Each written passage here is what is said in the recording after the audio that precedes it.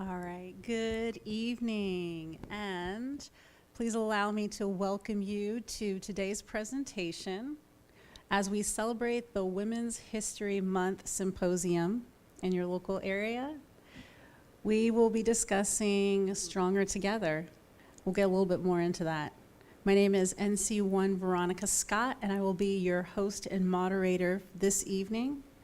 I work at Navy Recruiting Command Headquarters in our Marketing and Advertising Department, and it is such a great honor to be here with all of you today. Let's go ahead and get started. Very excited to introduce you all today to our panelists. But before we do, let's talk a little bit more about what this month and what we're going to be discussing this evening. Great pleasure to have you all here with us today. So I hope you got your pens out, your pencils, your pad of paper, and you're ready to take some notes or jot down some questions because our panel guests love to answer any questions that you may have. The sky's the limit, so let's begin. So we're here to talk about today breaking barriers. Love this quote. So I know you can read along with us, whether you're joining us online or you're here in person, but I gotta read it out loud to you. I hope over the past 25 years, I have been able to change a few attitudes about women serving in the military through my actions and simple beliefs. My business isn't men or women, it's a sailor. And that quote is by Commander Master Chief Ann Woods. A role that defines convention. Here you will see a display of some of what we call breaking the barriers, breaking the ceiling within the history of the United States Navy. Some of our history makers, such as Admiral Michelle Howard, Lieutenant Commander Michael Sherrill, Rear Admiral Gracie M. Hopper.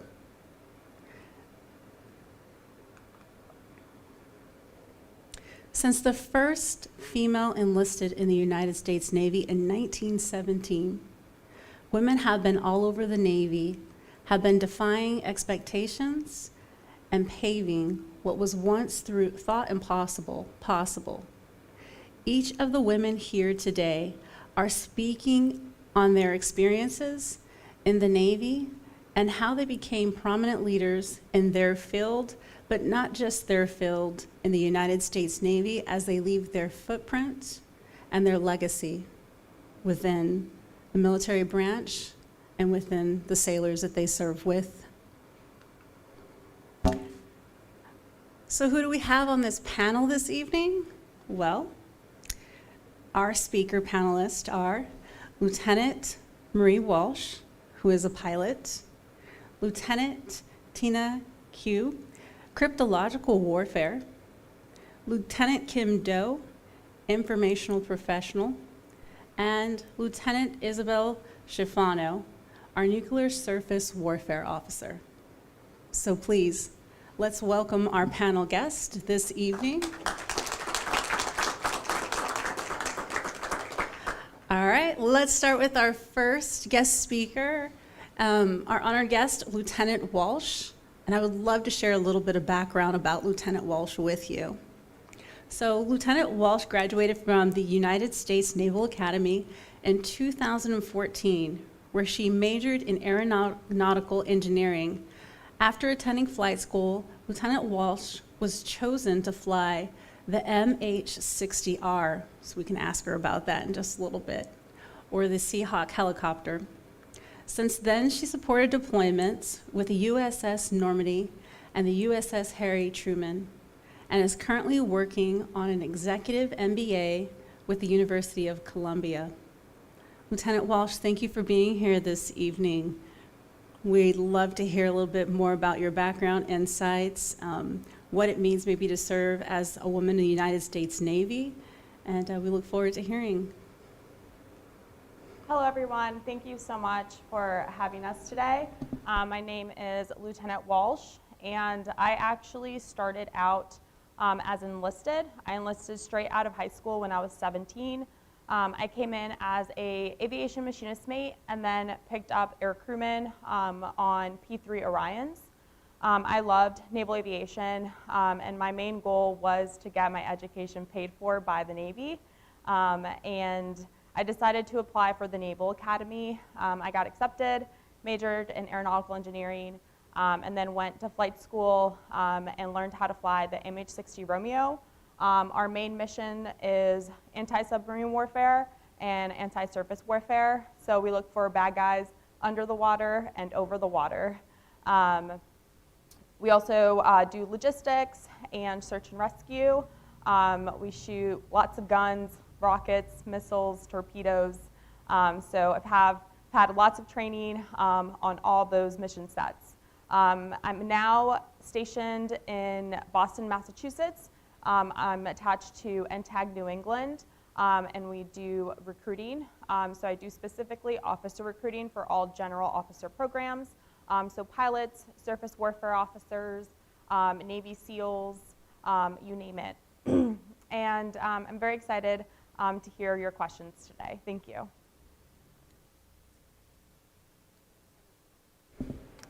Thank you, Lieutenant Walsh.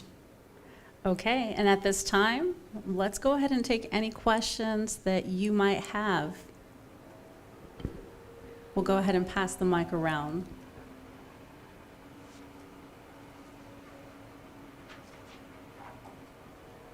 It always takes one brave soul. Good afternoon. Good afternoon.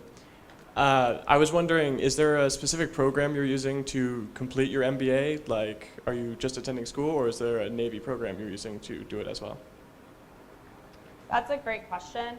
So I'm currently using the GI Bill, and President Trump actually, under the Freedom Bill, passed, before we weren't able to use yellow ribbon as active duty service members, but starting August 2022, we're able to get compensated for yellow ribbon school. So for instance, Columbia University, they're yellow ribbon, and they will match whatever the Navy gives me.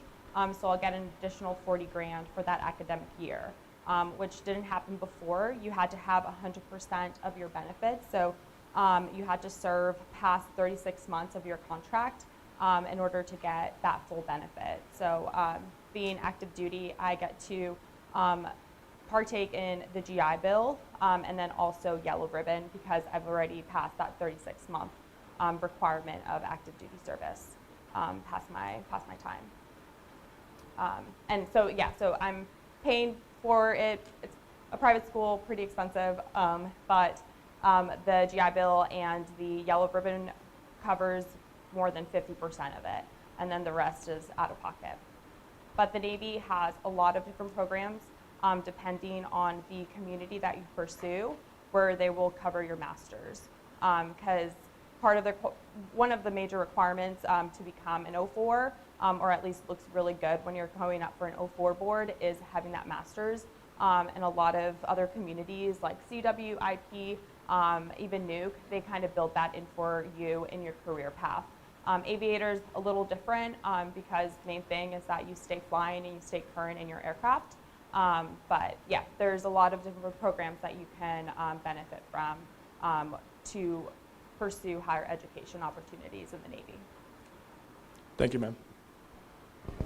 That definitely was a great question, and that's a great answer as well. Did we have another question? Yes, sir. Good afternoon. Captain Matse, University of Maine Maritime Academy, Marine Officer Instructor. I'm really most interested in your experiences deploying with Carrier Strike Group and being a member of the wardroom. If you could discuss that a little bit for us. Yes, of course. So the first half of my deployment and all of my workups, I actually deployed on the USS Normandy, which is the shock guard cruiser for our Carrier Strike Group, which was awesome. The cruiser is a crew about 300-some people, and the wardroom for the SWO side is about 12 officers, and then we had 6 pilots on board, and then the rest were enlisted. So you really got to build that camaraderie that the Navy is known for, specifically on the surface side, just because we, deploying, working up, you live together, you work together, so you kind of become a family. You hit all the ports together. So I really loved that aspect. Going from the USS Normandy to going to the Harry S. Truman, it was definitely like just completely two different worlds. Again, Harry S. Truman, one deck. You have 2 aircraft on there, and you're kind of the show. You're the cool guy in town as a helicopter pilot.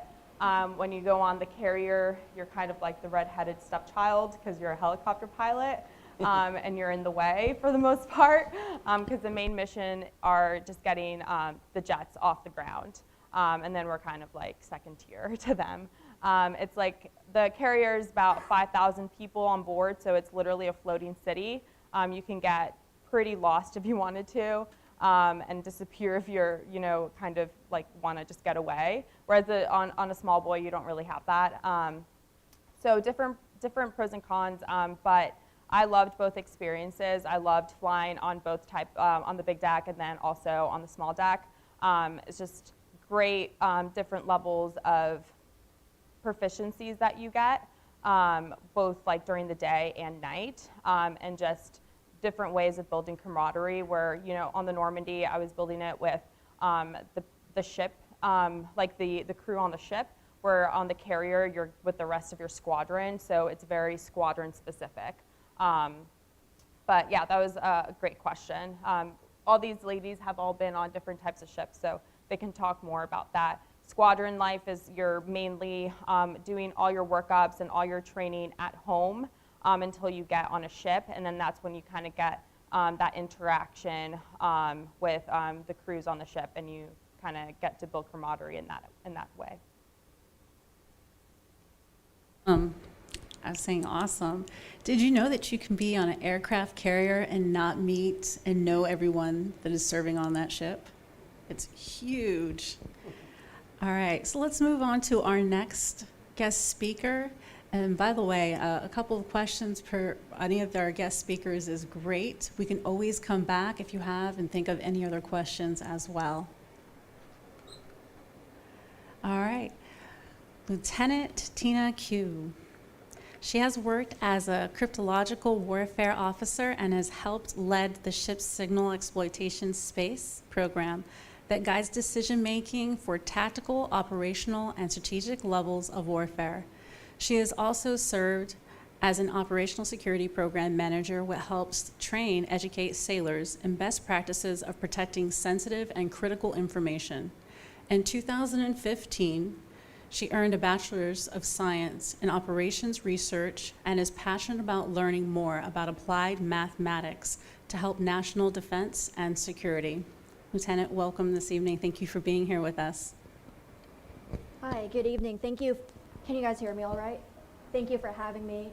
So my name is Lieutenant Tina Q. I grew up in California, and upon graduating high school, I went to the Naval Academy, graduated in 2015, where I studied operations research, which is kind of like a specialized field in applied math.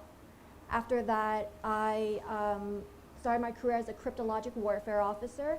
In my first tour, I served at the National Security Agency, the NSA, in Fort Meade, Maryland. During my first tour there, I was in the branch conducting computer network operations, and then in leading a group of sailors who were using cutting-edge technology to gain intelligence and complete missions for the NSA in support of national security. After that, I reported to the USS San Diego to start my tour as the signals warfare officer on board. And we completed our deployment close to last year. We returned May 2021. During my time there, I led a group of sailors who are conducting signal interception for the purpose of finding threats around the world, feeding that information back to the NSA and to other ships in the area, and of course, finding imminent threats to our ship throughout that deployment as well. So I had a great time. I'm very grateful for my experiences, especially now that I'm coming up on 7 years in the Navy now, which is amazing to think about sometimes when I think about how much I've seen, how many people I've met, and all and all the cool things I've gone to do. So I'm grateful for that. Right now, I'm working on my master's in applied math, and as I leave USS San Diego, I'm on my way to the Pentagon for my next tour shortly here. So I look forward to hearing from you guys, and again, thank you for having me here. Thank you, Lieutenant Q. Okay, we can go ahead and start with the first question. Good afternoon, ma'am. I just wanted to ask, I know that cybersecurity is a big, important thing now, especially in the 21st century, and we're competing a lot with China on that. I wanted to hear some of your thoughts and opinions on the fact that people say that they have a lot of a better cybersecurity program than we do, and that ours is pretty subpar compared to theirs. Thank you. What a great question. Very hard hitting. So, what you might have heard about China having a better cybersecurity program. So keep in mind that some nations might be very good at controlling what a target population wants to think. Right? You guys heard of the Russian Facebook trolls and all of that. So be mindful in your research when hearing about these things, and don't lose faith in what America and what our national security is capable of and is willing to do to protect our country. I will say though, China does have a very robust cyber security, offensive cyber capability. They I would say maybe their best team could run circles around our best team, but it's not as if they're using their best team all the time. But as the United States is investing our resources into developing our own practices, investing in our sailors' education, we can easily overcome that, because I mean it's a matter of what we're capable of, what we take pride in and work for, and yeah.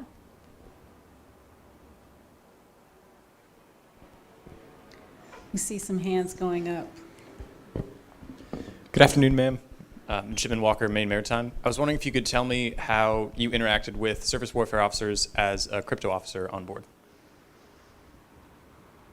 Awesome, great question. So while I was on board, I'm gonna be honest, I had a great time over deployment. I had a good attitude coming onto the ship. I knew we were about to go on deployment, and I knew I wasn't going to be fussy about it. I knew what I was signing up for, what I was getting into, and with that, I just in general like to have a positive outlook, have a I don't know, attitude makes a difference kind of thing. So over deployment, even though we had a difficult deployment because it was COVID and we didn't have port calls, I was still I coordinated with other wardroom members to throw parties on Sundays, just using what we could get from Amazon Prime sent to the ship, things like that. And I never felt like they treated me as an other because I didn't drive the ship with them or stand the same watches that they did. As long as I let everyone know that I am part of the team, I'm here to provide a service for you guys as well. And the other surface warfare officers, through their boarding process where they have to qualify for their own PIN, a lot of my warfare area had to do with what they needed to study too, especially since the United States is, again, focusing on investing more resources into electronic warfare, cybersecurity, cyber defense, all of that. So as future warfighters moving on in their career, they have to learn about this stuff as well. And as long as I was able to interact with them, tell them what our capabilities are for, again, from a national security standpoint and from our own ship standpoint, it was great. They welcomed me as part of the family too, and I spent a great 2 years with them.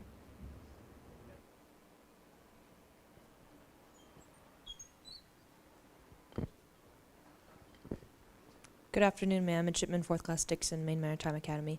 I was wondering how COVID might have affected your deployment and whether or not you found yourself doing more or less research while on deployment. Could you repeat that last part of your question, doing more or less what? More or less research or cryptological work while you're on your deployment. Oh, I see. So we didn't pull into any ports, so that gave us plenty well, I'll amend that to say we didn't have much liberty pulling into ports because it was COVID, so that was restricted. So we spent a lot of time at sea just straight doing work. So a lot of great professional development for my sailors, and it was very cool seeing the other side of the coin, so to speak, seeing the stuff that feeds into the National Security Agency, especially after having worked on the other side, dealing with what comes into the National Security Agency.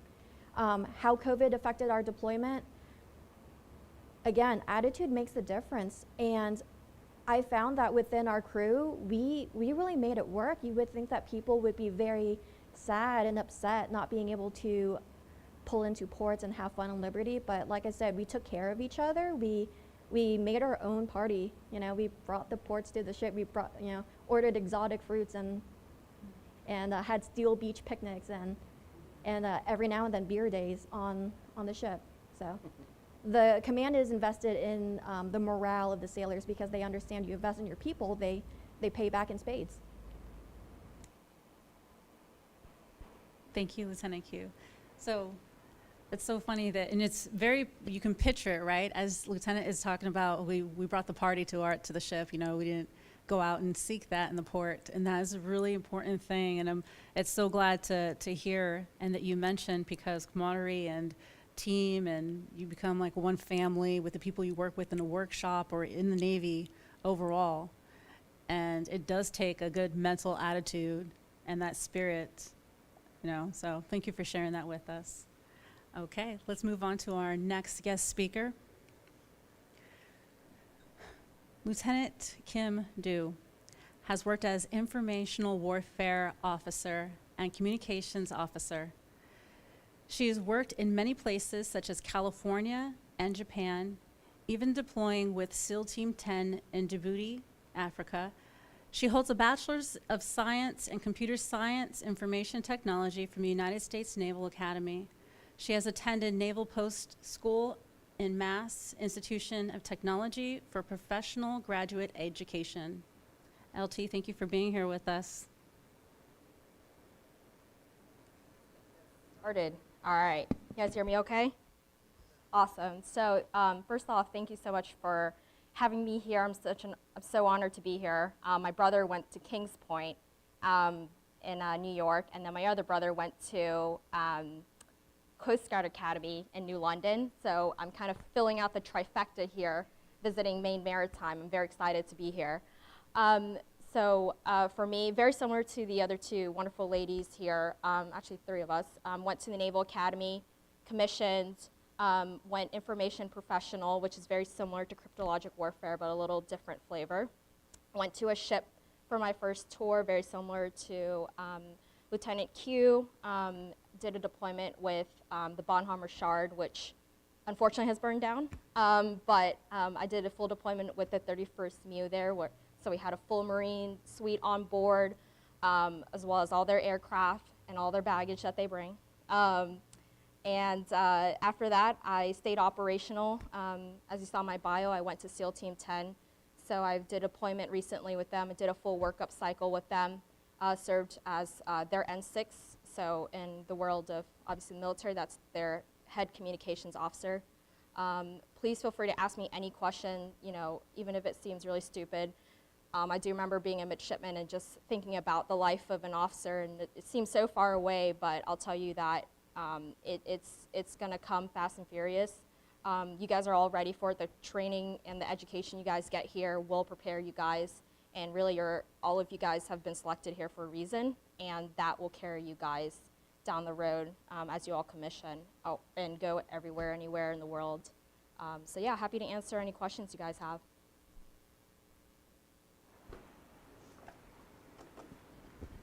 Good afternoon, ma'am. Midshipman Second Class Brewer. What was it like working with the SEAL teams, and what can you tell us about that experience? Awesome question. First off, SEALs are, they challenge the boundaries, right? They operate at high pace. Their missions are no fail. So as a result, everyone supporting them is also operating on that same speed. There's no margin for error, or it's very, very small. They do all sorts of mission sets, so it's not just like what you see in the movies. You know, I think a lot of people see that and they think, oh, okay, they're, you know, just hunting down, doing, you know, clearing down doors. But SEALs have a very broad mission set. Technology is being folded into the picture now for them. So I found SEALs are just much like anyone else in the military or the Navy. Professional people care a lot about their jobs, care about their families. They're really big on taking care of, you know, each other, and then they take care of their support staff. Because like Lieutenant Q said, if you take care of yourself, you take care of your sailors, you take care of yourself personally, they know that that can go far and take them out and give them that upper edge above other folks. But I would say great experience working with them, phenomenal people. They all work extremely hard to get to where they're at. Yeah, hopefully I answered your question. Let me know if it didn't. Yeah. Anybody else? Hi, good afternoon. I was just wondering if you could explain some more of the differences between IW and crypto, so for both of you ladies. This is something that we do not get a lot of exposure to here in ROTC because we are focused on mainly doing unrestricted line communities. Thank you. Yeah, great question. And then please feel free to jump in too if I don't want to speak more about the cryptologic warfare. So in the Navy, they have overarching umbrella of information warfare officers, and there's 4 different types. Meteorology officers, so those that do weather, they do go underway. There's information professional, which is what I am, focusing mainly on actually network security, communications, you know, basically making sure you guys can log into your email, right? That's me. And then there's Lieutenant Q, who's a cryptologic warfare officer. I kind of let you talk because you guys are still like kind of. So the main tenets of cryptologic warfare for our community is signals intelligence, electronic warfare, and cyber. However, there is a 4th community that works directly with cyber. They're the cyber warfare engineers. And the difference between the cryptologic, or my community side of cyber, and that community side of cyber is that community are the ones who are developing the tools, and like they're basically very much computer experts. They code. I'm not too great at computers. I'm a math major. I use computers to do math, but I really don't know anything further than I'm not really that adept at computers, to be quite honest. But the CWEs are cyber warfare engineers are. Yeah, and the last community is the intelligence officers, folks that very similar to every branch, intelligence. You know, they're collecting intel, putting together. I mean, they put together a lot of PowerPoints. They do a lot of briefs, and then there's a 4th one now, or a 5th one, Maritime Space Officer. It's still pretty new. I think it's available to 04s and above, and they do. Actually, they work with a lot of SATCOM systems. Obviously, on board ships, when we go underway, we rely heavily on SATCOM. So those folks will kind of work and liaison in that area. So it's still a brand new community. But information warfare is broadening. It's very, very comprehensive in what we cover. Hopefully that answered your question. Yep. Thank you for those questions. And now we move on to our final guest panelist. Lieutenant Isabella Schiffano attended the U.S. Naval Academy and graduated in 2016 with a Bachelor's of Science in Economics. She served on the USS Wayne as an Operational Information Officer and Repair Officer. In 2019, after finishing nuclear power school, she was transferred to USS Harry Truman, where she worked as a reactor propulsionary O2 division officer. Lieutenant Schiffano now works as an officer recruiter with Navy Talent Acquisition in New England. Lieutenant, thank you for being here with us. I'm excited to have you. Thank you. Thanks for having me today. I'm Lieutenant Izzy Schiffano. I grew up in Oklahoma, and I was an Army brat, so the Navy, I hadn't seen a ship until I was at the Naval Academy, so I honestly didn't know really anything about the Navy. I was actually interested in the Marine Corps and the Army out of Oklahoma, but I was sent a pamphlet on the Naval Academy while I was a junior in high school, and that prompted me to go visit, and I thought it was great to see the water, so that's what drew me to the Navy, and then also just the great leadership experience coming out of the academy. After I graduated there, I went to San Diego, and that's where I went to the USS Wayne Meyer. So it's a destroyer, so small crew, about 300 people with the Air Wing. If we do carry helos as well, and it was a great experience. A lot of responsibility very early on. Once you qualify officer of the deck in the surface community, you were making a lot of decisions on the bridge in the name of the captain. So I remember one time we were out on deployment. I did 2 deployments there out to the Western Pacific, and you get to meet a lot of different ships from different nations. So we were working around some of the islands that the Chinese claim that they own, but we were operating with them, and they're very good ship drivers as well. But my captain wasn't up on the bridge yet, and we got orders to turn around to see how the Chinese would react if we drove towards the island. And we pretty much did a full turnaround. It was pretty high speed, and it was just interesting to see how they reacted, how we were maneuvering, and they were making a bunch of bridge calls. But I did that and made that decision to continue on, and the captain wasn't there yet. So it's just crazy how much responsibility you have there. So I left that tour and then went to nuclear power school, which was a really different change for me. I hadn't been in college for a while, so this power school is pretty rigorous. It's 6 months of theory-based portion is classroom work, so you're learning about nuclear theory, electrical engineering, heat transfer, chemistry. You're learning everything condensed, calculus, physics in 6 months. And then after that, you go on to prototype, and you actually get to operate a training reactor down there, which is cool. And then after that, I went to the Truman and did a deployment out there during COVID, which was pretty interesting because we only got to go to Duke Oman twice, and then COVID happened, and then we were basically, we just stayed off the coast of the East Coast for 100 days without pulling into port. So, yeah, I'm looking forward to any questions that you have. Lieutenant Schiffino. So Lieutenant Schiffino is what we call in the Navy a unicorn. Not a lot of them out there, and when you meet any of our nuclear officers, we're like, wow, person's pretty amazing up there. So. Thank you, Lieutenant. Any questions?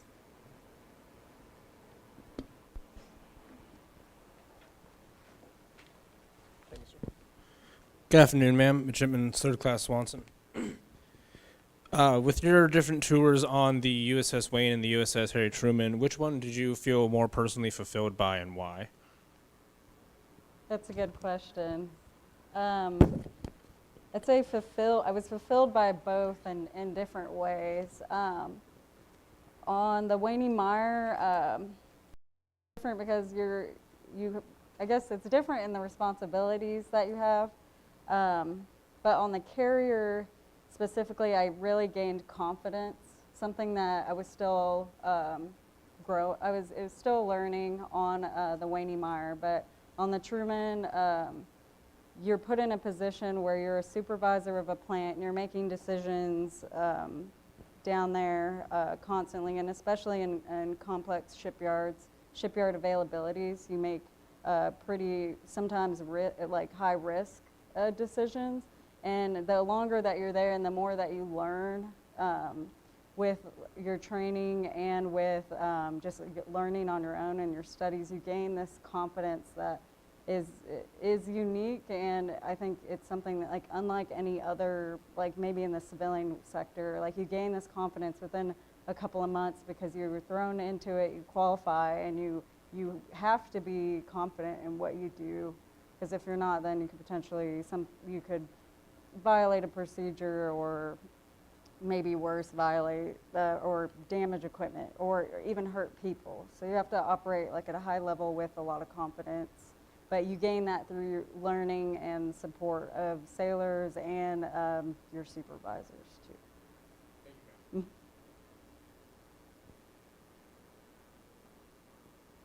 So, Commander Christian, Maine Maritime Academy, I have a question for all the panelists.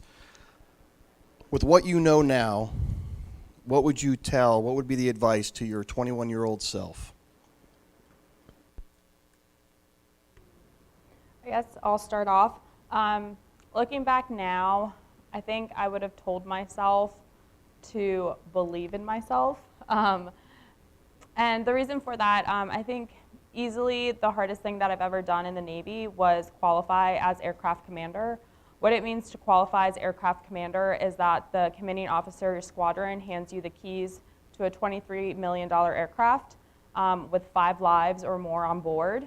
And you're the one who's running the show, making the decisions. It could be on a beautiful sunny day, or it can be 3 o'clock in the morning over the back of the boat. During any normal procedure, emergency procedure, you need to have that confidence that Lieutenant Schiffano was talking about. And how do you build that confidence? You build that confidence by knowing your stuff, studying, being competent, and then just repetition. Specifically for aviation, it's all about repetition. It's all about proficiency, and that's what builds your confidence. I think that I hit at a point when when you're qualifying in whatever community, you're always put in very stressful, simulated situations because they can't simulate an engine fire in real life, but they can do it over boards and they can do it in the simulator. And I hit a point where I personally felt like I couldn't make it. I went into every event very defeated. I went in like I've already failed this flight, just because me personally, I couldn't deal with all that pressure and all that responsibility that came with becoming an aircraft commander. Again, being in charge of other people's lives. And it got to a point where I just started to fail every event.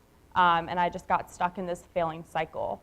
And what broke me out of that cycle was my CO sat me down and he was like, Franimal, that's my call sign. He's like, what are you doing? We know you know your stuff. Like, you need to believe that you know your stuff. And yeah, it comes down to just that confidence that Lieutenant Schiffano was talking about. I didn't learn that confidence until I was much older in my career. And I feel like if I would have just, made decisions within my own confidence or just within my own reputation, I enlisted, I went through boot camp, I went through plebe summer, I went through NAPS, I went through 3 different training camps, I went through Sears school. I've been through a lot of hard training. I made it through flight school. I can make it through this. Things would have been a little bit, I guess easier for me if I would have just made those decisions within my own confidence. So I think it was just more of just it's a lot of responsibility that the Navy gives you at a very young age.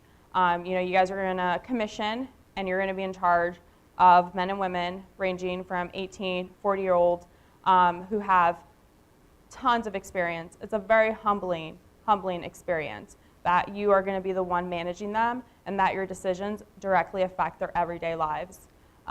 So just taking all that in and just believing that you're here for a reason, you're training a lot and you're learning a lot.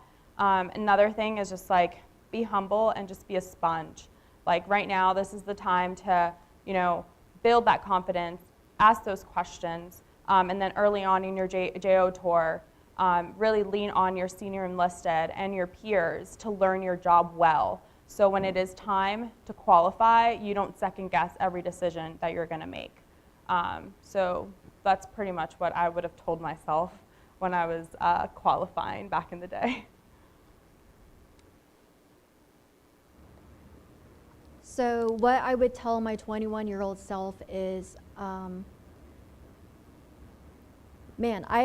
think I would have liked to have understand the power of networking back then, reaching out, finding mentors, and finding people who are willing to help you. I think the toughest points in my career are when I felt like I was alone, no one understands what I'm doing, and no one can help me. But that was something of my own making, because what am I doing to fix that? I wasn't doing anything back then to fix that. And as I went on in my career, I really understood how, really what a small community, what a small world the Navy is. There's always someone who's willing to help you, because there's always someone who is interested in, strengthening our entire force as a whole. So seek out those people. They're willing to help you, and they're not going to let you fail. They're not going to let the Navy as a whole fail. And whatever oh, and I used to beat myself up really hard about every little mistake back then when I was young. I've come to learn that things always, end up okay. Right?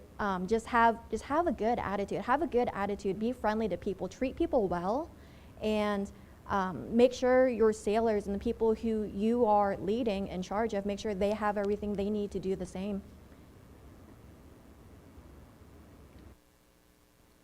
Well, these ladies pretty much summed up everything I would have told myself at 21. So I'll try to give you guys something a little different here. I think one thing I would have told myself at 21 is, kind of very similar to what these ladies have already, mentioned, is things are not going to always work out the way you want it to work out. Maybe you won't get the service selection that you want, right? Or you won't necessarily, get the billet that you want, won't get the grades that you necessarily, want. But you constantly have to shake it off and continue to push forward. The unfortunate part about what we do, wearing the uniform, being in the military, is that, the nation calls us to constantly pick ourselves up and continue to move forward, right? We have sailors that depend on us, senior officers that depend on us, and as an officer, as a leader, right, you almost can't let anything shake you, because no matter how young you are, right, if you're day 1 or day 235 in the fleet as an officer, if they see you wearing a bar, you're an officer. So shake things off, don't take things personal, and I think Lieutenant Q pretty much summed it up too, and as well as Lieutenant Walsh, just believe in yourself, have that confidence, and network. Don't be afraid to reach out for help. So that's what I would tell my 21-year-old. All great advice. I think it's more towards, job specific, like trust your gut and trust but verify. That's something that it's hard. It's a hard thing to learn when you don't trust your gut and then you're wrong. And then trusting your sailors, that's really important, taking care of your sailors, but also making sure that you verify whatever we do. Maybe it's a procedure and we just want to verify that they followed it correctly and they didn't accidentally miss a step, or just trusting what somebody tells you and then verifying that it is actually done, just so it doesn't bite you in the back end, because sometimes that does happen. But definitely take care of your sailors, because they will take care of you.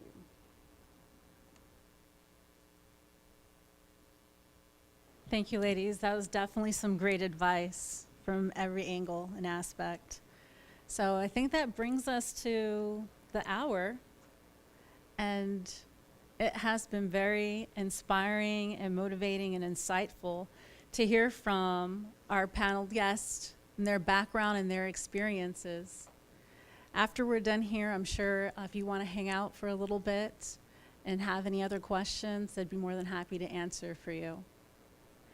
So again, thank you for joining us in our 2022 Women's History Month Symposium as we discuss our naval history experience with these amazing women and leaders on Stronger Together in the United States Navy. So let's give them a round of applause.